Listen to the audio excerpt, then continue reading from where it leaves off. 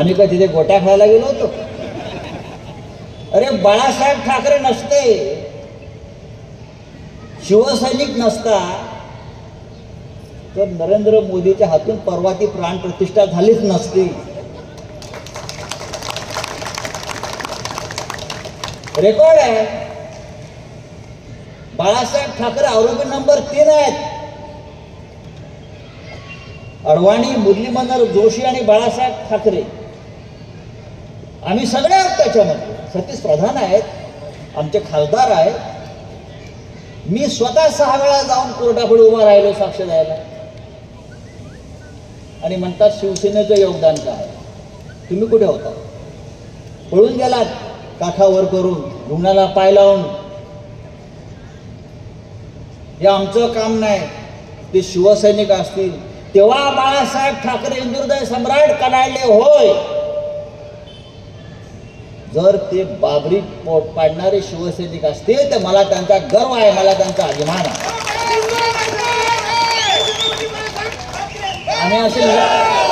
आम्ही असे लटकून नाही पडलो, आम्ही लटकलो.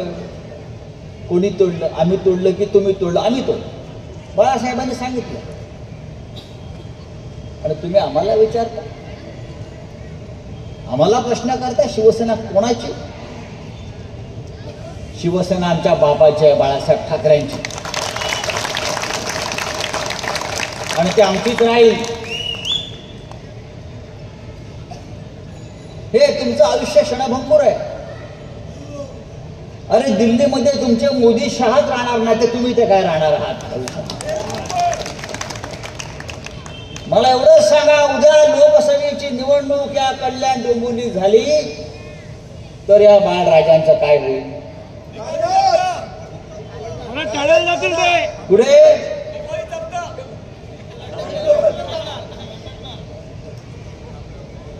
रामाच्या नावावर मत मागतात. रामाच्या, अरे स्वतःच्या कामावर मागा ना.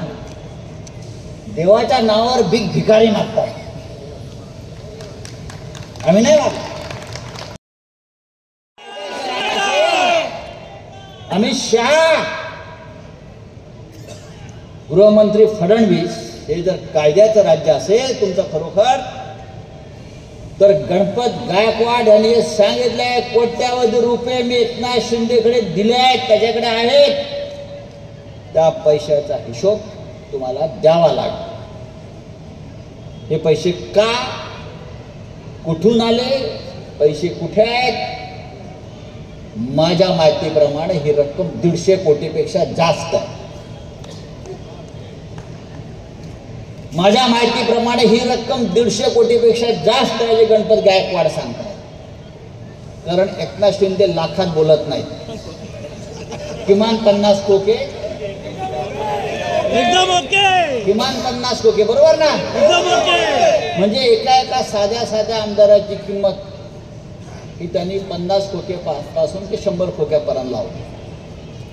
आपले एक खासदार तिथे गेले, ते एकदा मला विमानात भेटले. मी म्हटलं भाऊ तुम्ही का गेला? इतके जुने, इतके आदर्श सगळ्यांसाठी. तेव्हा मला त्याच्या बाजूच्या माणसानं सांगितलं 100. सगळ्यात जास्त किंमत त्यांची लागली. तेव्हा हिशोब जे आहे हे लोकांसमोर आहे. या डोंबिवलीमध्ये तुमचे बाळराजे आता खासदार आहेत. उद्या त्यांचा वाढदिवस आहे, साजरा होईल. चला एक लाईटचा पोल शिल्लक नाही. हे पोलवरच लटकल्यात, काम कुठे? ही सरकारची परिस्थिती आहे. या गँग संपणार, आपापसात लढून संपणार. उद्या निवडणुका घ्या, आपलं सरकार आलं की आम्ही संपवणार.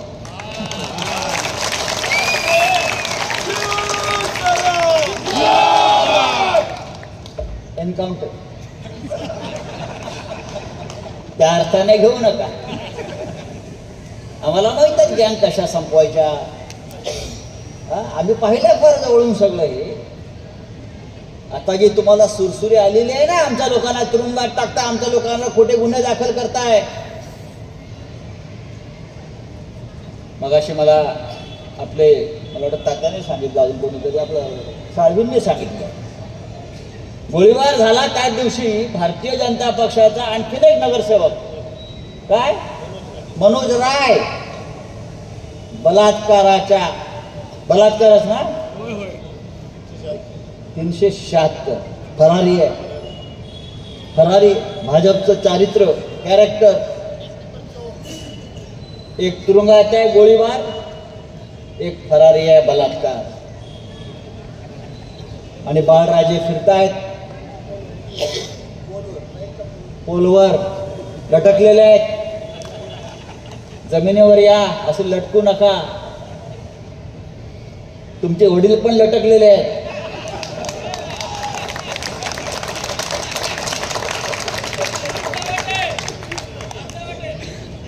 एक लक्षात घ्या, पण शिवसेना लटकलेली नाही. शिवसेना जमिनीवर आहे.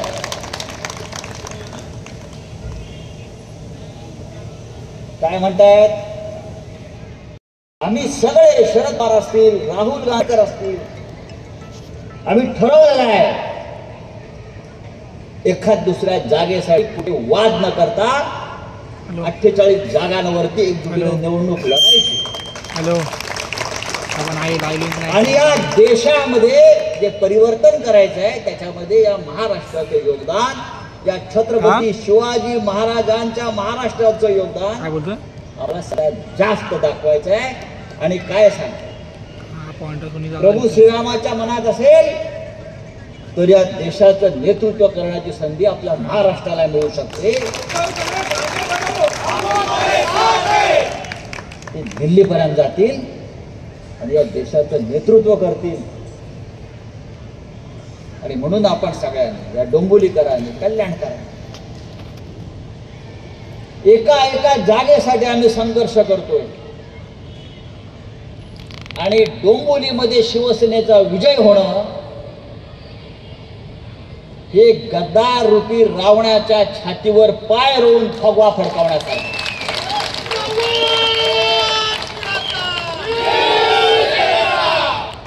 आवाज घुमत राहिला पाहिजे. डोंबिवली ही शिवसेनेची आहे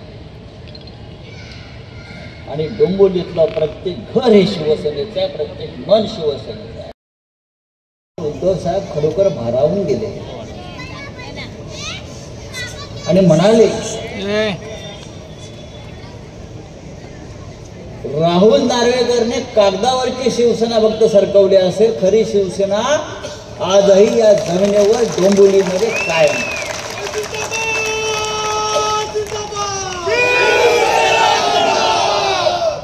आज मला आमंत्रित केलं इकडल्या आपल्या सगळ्या पदाधिकाऱ्यांनी. 3 किंवा 4 शाखांची उद्घाटन झाली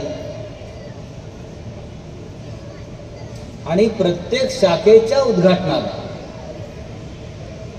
जो प्रतिसाद जनतेचा होता, शिवसैनिकांचा होता,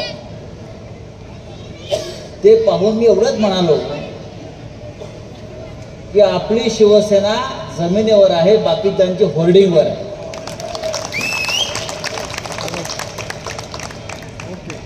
होर्डिंग म्हणजे काय? होर्डिंग या डोंबिवलीमध्ये बाळराजांचा वाढदिवस होता.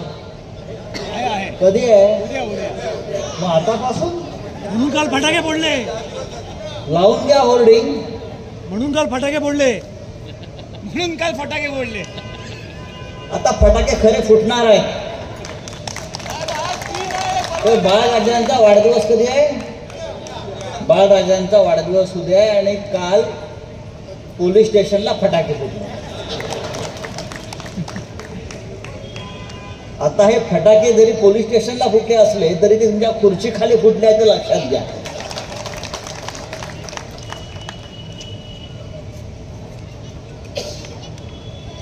भयंकर चित्र आहे,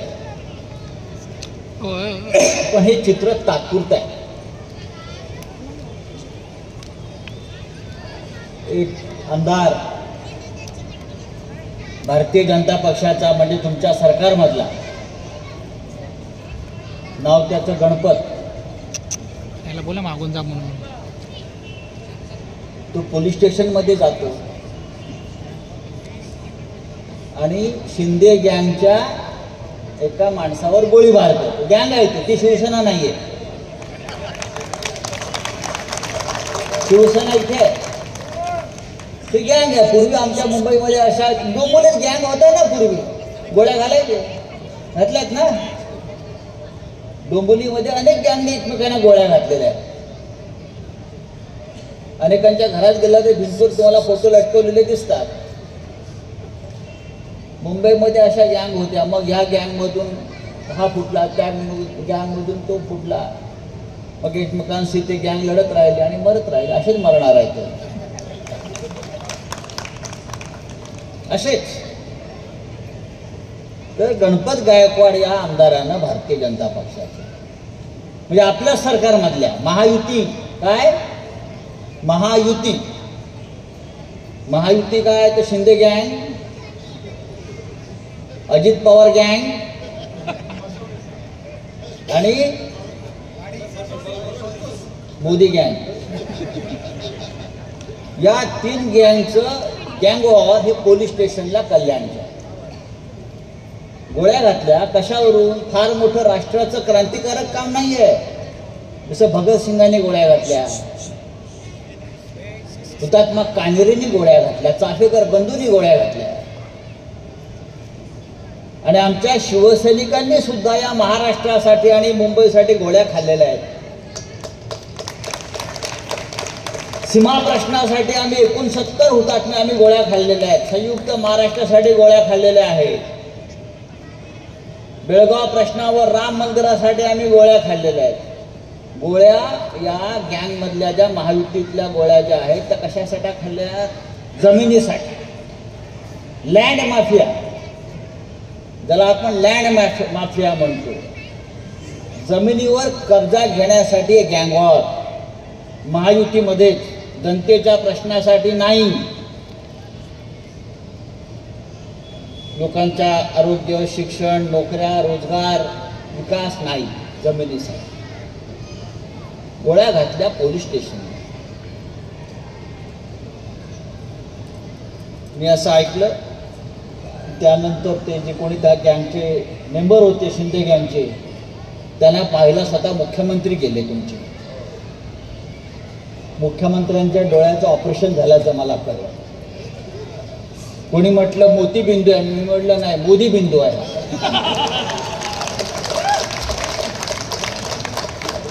कोणी म्हटलं मोतीबिंदू, मी मोतीबिंदू, मोतीबिंदू. मोतीबिंदू चांगल्या माणसांना होतो, बिचारे काम करतात, अभ्यास करतात आणि मग त्याचं लहानसं ऑपरेशन होतं. हा मोदीबिंदू आहे. आणि त्या एकनाथ शिंदेसह 40 लोकांना हा मोदीबिंदू झाल्यामुळे महाराष्ट्र सरकार पडलं, आंधळे झाले. तर हे गेले. गणपत गायकवाड यांनी गोळ्या झाडल्या आणि त्यांनी ते सांगितल्या गोळ्या झाडल्यावर, ते जरी एका गुन्हेगाराचं स्टेटमेंट असलं तरी ते महाराष्ट्रासाठी अत्यंत महत्वाचं आहे. या महाराष्ट्रामध्ये जे गुंडांचं राज्य या मोदींनी, अमित शहानी आणि फडणवीसांनी आणलेला आहे, त्याचा पर्दाफाश या गोळीबारानं झाला. काय म्हणतात गणपत गायकवाड आमदार जे आता तुरुंगामध्ये आहेत, ते असं म्हणतात, मला गोळ्या झाडायला एकनाथ शिंदेने मजबूर केला, महाराष्ट्राच्या मुख्यमंत्र्याला. काय म्हणतायत आमदार भारतीय जनता पक्षाचे की मुख्यमंत्री पदावरील ही व्यक्ती एकनाथ शिंदे जितका काळ राहील तितका काळ या महाराष्ट्रात गुन्हेगारीचं पीक वाढेल, पैदाइश वाढेल, हा गुन्हेगारांना पोचतो आहे. माहिती आहे का तुम्हाला? आमच्या लालकृष्ण अडवाणींना भारतरत्न दिलं. ज्यांना या देशाचा प्रधानमंत्री व्हायला पाहिजे होतं, राष्ट्रपती व्हायला पाहिजे होतं, त्यांना अडगळीत टाकलं. ज्यांच्यामुळे हे प्रभू श्रीरामाचं आंदोलन सुरू झालं, ज्यांनी रामाची रथयात्रा काढली, ज्याने या संघर्षाला सुरुवात केली, ज्याने हा भारतीय जनता पक्ष आज जो दिसतोय सत्तेवर गेलेला, त्याचे सूत्रधार हे लालकृष्ण अडवाणी. आज त्यांना बिचारांना आज काय आठवत नाहीये. विकलांग आहेत, वृद्ध झाले आहेत. त्यांना गेल्या वर्षी पद्मविभूषण दिले आणि आज भारतरत्न दिला. असे या देशामध्ये ते चालू आहे. तुमच्या हातात आहे म्हणून तुम्ही काही करायचं, कसंही वागायचं. या देशामध्ये जी लूट सुरू आहे, या महाराष्ट्रात जी लूट सुरू आहे, ती लूट आपल्याला थांबवायची आहे. आणि म्हणून शिवसेनेच्या भगव्या झेंड्याखाली आपले सगळे एकत्र येतो आहोत. ते कोणतेही मतभेद न ठेवता आपल्याला पुढे जायचं आहे. डोंबिवलीतल्या सर्व शिवसेनेच्या पदाधिकाऱ्यांनी इतकंच सांगेल, एकजुटीनं राहा. बाळासाहेब ठाकरे यांचा आत्मा फार पवित्र होता. बाळासाहेब ठाकरे यांच्यासारखं नेतृत्व या महाराष्ट्रात आणि देशात झालं नाही. त्यांनी सदैव या राज्याचा आणि देशाचा विचार केला. त्यांनी सदैव सामान्य माणसाचा विचार केला. त्यांनी शिवसेनेची स्थापना सामान्य मराठी माणसासाठी केली, कष्टकऱ्यांसाठी केली. त्यांनी स्वतःचा स्वार्थ कधी पाहिला नाही. त्यांनी संपूर्ण आयुष्य महाराष्ट्रातून झिजवलं. आज त्या महाराष्ट्राची लोक बाजूचं राज्य करताय आणि तुमचे हे मिंदे मुख्यमंत्री डोळे मिटून ही लूट उघडपणे त्यांना करू देत आहेत. ही लूट आपल्याला थांबवायची आहे. म्हणून शिवसेनेला, महाविकास आघाडीला, इंडियाला आपल्याला विजयी करायचा आहे. इतकंच मी सांगतो आणि तूर्त आपली रजा घेतो. डोंबिवलीत मला कधी बोलवा, मी यायला तयार.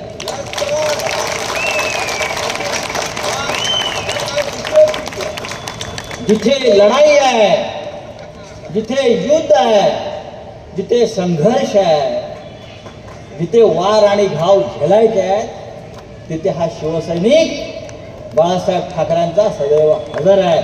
जय हिंद, जय महाराष्ट्र.